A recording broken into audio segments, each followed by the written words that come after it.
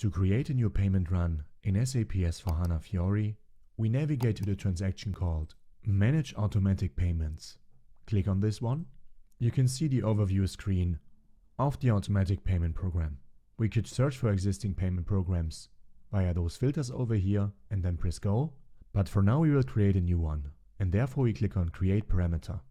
You can see that a small window appeared where we need to select a run date, so when our payment run should actually be executed, and an identification. The identification can be up to 5 characters and alphanumeric. Let's say Z, A, B, C, D. The run date, together with the identification, is used to clearly identify the payment run.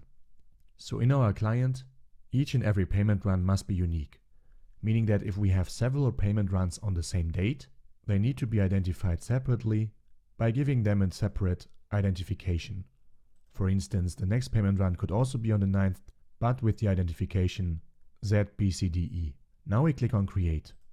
We are forwarded to the parameter screen. Let's start here on the left-hand side. You can see in the basic section we have the posting date. So this is the date where the data is actually posted in the system. Based on the date we insert over here, the system will calculate the fiscal year and the posting period for our documents that are generated later on. Please be aware that the system makes a validity check, so it will check whether this posting period here is open or not. And also you can see that the posting date was set automatically to the run date. However, we can change it manually, if necessary. Then you can see another parameter called Documents Entered Up To. It's also set automatically to the run date, however we can change it. So with this date, only open items up until the 9th of February will be considered for this payment run. For the customer side, so here we are talking about directly debiting customers, we can even restrict the customer items to be considered separately. Then we have here the exchange rate type. This one is a drop-down menu, as you can see, and we can use this indicator if we are interacting with foreign business partners in another country. The additional log toggle bar over here will provide more information in the log. Now let's go to payment controls. First of all, we select our company code that is relevant for this particular payment. And then there's an indicator called next payment date. So now I will set it to the next month. So this date is used to check due dates of our liabilities, meaning that if an item would already be overdue, or there's the risk that we could lose a certain cash discount granted by our vendors, if we wait until the next payment run, then those open items are already considered in the current payment run. Then we have the payment method, so how we want to pay or how we want to be paid. The payment methods must be valid for the respective country and also for the respective company code. We can use the search help over here to select our payment methods, or we can even write them one after the other without any spaces. And then it would look like this. So for instance here, A and E are for bank transfers, U is for a SEPA transaction and so on. And you can add up to 10 payment methods here in the payment method parameter. Please be aware that the priority of the payment method is determined by the input position.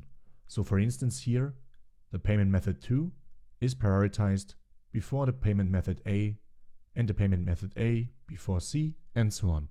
And once we execute our payment run later on, the system will check the settings in the configuration of our system, as well as the priority specified here, and then decides with which payment method the open items are paid, or to be paid. Now let's go to the open item selection. Here we can restrict our payment run for certain suppliers if necessary. And we can even use the free selection fields to search for existing suppliers in a more sophisticated way. We need to at least enter one supplier over here, or a supplier range. Let me just select all. We can even select customers, but for now let's keep it to suppliers and hit save. You can see the parameters have been saved successfully. We could now edit the parameters again, or we can click on schedule. Let's do the latter one. And here you can see proposal or payment. First of all, I would always suggest you to schedule a proposal for the payments before actually scheduling the payments. With the proposal, the system will propose how the open items can be cleared. And afterwards, we can edit the proposal before actually paying. So let's click on proposal. You can see a small window appeared. Here we can either start immediately, or we can select the start date and start time. If I deselect this, we are able to insert a start date and start time. However, I will leave it to start immediately now, Before I click on schedule, just one or two remarks.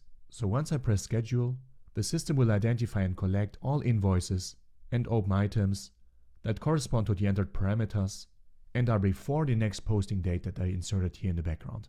The system will group all of our open items into payments and assign them the prioritized or possible payment method. Let's now hit on schedule. We can see the automatic payment run was scheduled. Let's inspect this one. So this list here will contain all the business partners and the amounts that are due and must be cleared. In our case, this is only one supplier.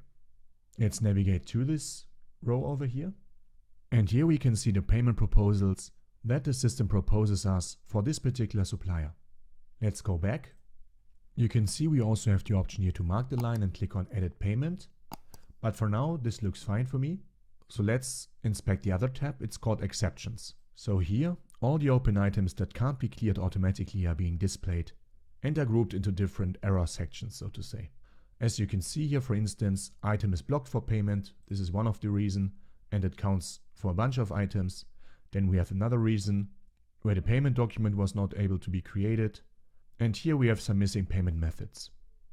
And if you want to include now those exceptions in the payment run, you would need to either unblock them in the case of our items blocked for payment, but this does not necessarily work. It really depends on your system configuration. For instance, I could select this one, click on unblock, but then I get the error, you cannot unblock the invoice, because the payment block reason for this invoice has been configured to be unchangeable in our payment proposal. So those invoices here can't be included. Let's go to the next section. Here, let's select this one and click on reallocate. And what you could do here is you could try to reallocate items to a different payment method, house bank and account ID. And by that, try to clear them. You can see the item has been moved to the payment and the exceptions decreased to 37. This is it for now. Let's go back. Now let's mark the line and click on schedule payment. We say that the payment schedule should start immediately. So click on schedule and you can see the payment was scheduled. Let's inspect this one. Here you can find an overview, what was paid. Also the payments themselves are displayed here in a list and the exceptions are still being displayed over here. Let's go back. Yeah, and that's basically it. Now you could even print the payments if necessary. But this is how you execute a payment run in SAP S/4HANA Fiori. I hope you liked this video. If so, then please subscribe to my channel and activate the bell. See you next time.